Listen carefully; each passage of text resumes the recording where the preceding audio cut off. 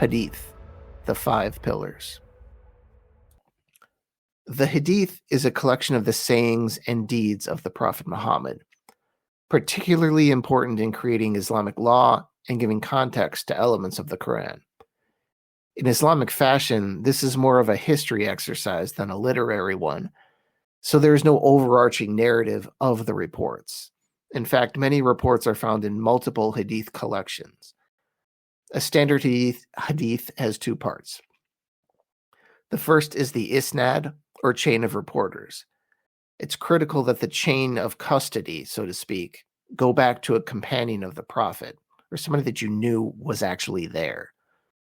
Like the canonization of the Gospels, this became necessary as people began to make things up to support a political or a theological position. All Hadith are now classified as sahih, hasan, or da'if. In English, that's sound, good, and weak. The second part is the story itself, which is usually not too long. Here's an example of a common Hadith. This is the one where the famous five pillars of Islam comes from.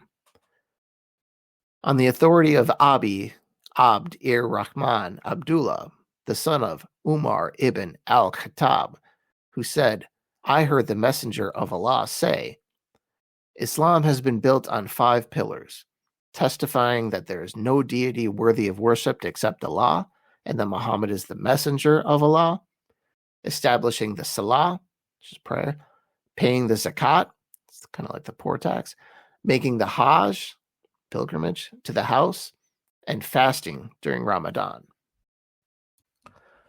This hadith is from both Bukhari and Muslim, two of six major hadith collections. They're Sunni hadith collections, actually, as Sunnis represent, all roughly 90% of Muslims. We'll just stick with that for now. We'll get into the Shia later.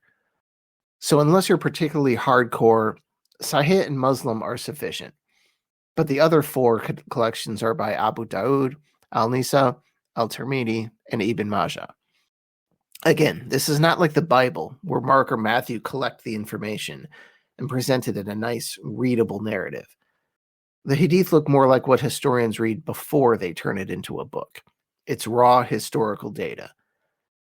This month's Hadith will be the one I just mentioned, the famous five pillars of Islam, the social studies version of Islam. This is obviously a Sahih Hadith, meaning it's almost surely true. Pillar 1, the Shahada, the profession of faith. There is no God but God, and Muhammad is the messenger of God. This is the Islamic baptism, the start of the faith journey, and the acceptance of all that represents. Proclaiming that there is only one God means far more than simply promising not to offer blood sacrifices to some wooden statue.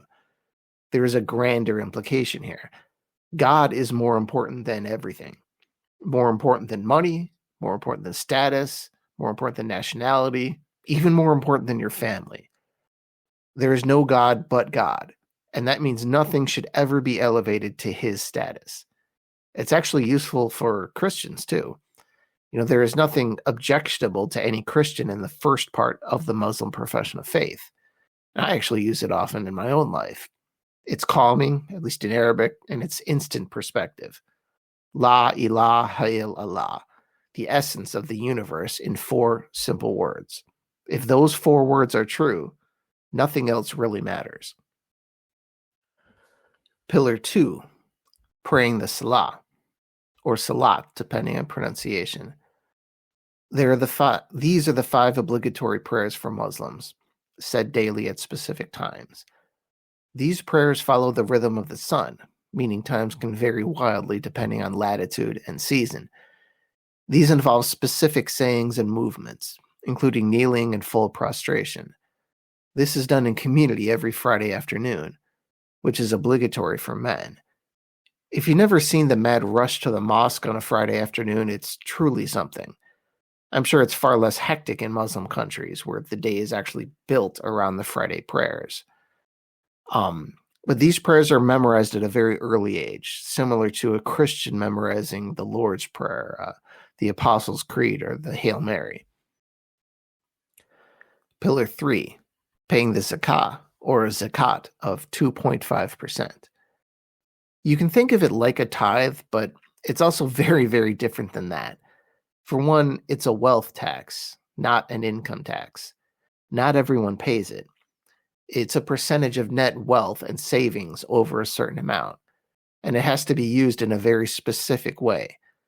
The zakat money cannot be used to renovate the mosque or to buy carpets or send the youth group to camp.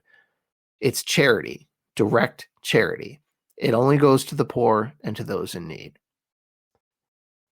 Pillar 4, the Hajj pilgrimage.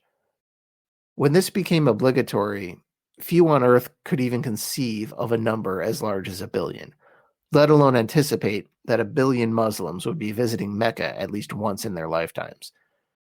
This is the only optional pillar, meaning it's only obligatory for those who can truly afford the time and or money. The Hajj is a very specific ritual, done only once a year at a specific time, complete with ritual clothing and set ceremonies. It centers on the Kaaba, the center of the Islamic universe. The Kaaba is the Qibla, the direction of prayer. Some fun trivia here. In the northern United States, which is where I live, the Qibla is almost due northeast, just like a baseball diamond. So yes, Mecca is at a more southern latitude, but the shortest distance, using the curvature of the earth, is actually northeast. Pillar 5, fasting during Ramadan. Exceptions are made for health reasons, but unless you have a good reason, Muslims fast from sunup to sundown. This includes water. Kind of like the space between the daily prayers, this can span a very short period of time or a very long period of time, depending on where you are. And because the month of Ramadan is a lunar month, it will eventually fall during every season. This isn't a huge deal for Mecca, which is closer to the tropics and therefore has more consistent seasonal daylight, but it's quite an ordeal for Muslims in more polar latitudes. In London, for example, the fasting period can range from 7 to 17 hours. One small clarification about this hadith. This is not the source for things like the Shahada and fasting during Ramadan. These things were well known. They're in the Quran and were obvious parts of Islam before Muhammad said these words. It's the simplification of those things and Muhammad highlighting their importance that makes this hadith especially noteworthy. Thank you, and I'll talk to you next time. Inshallah.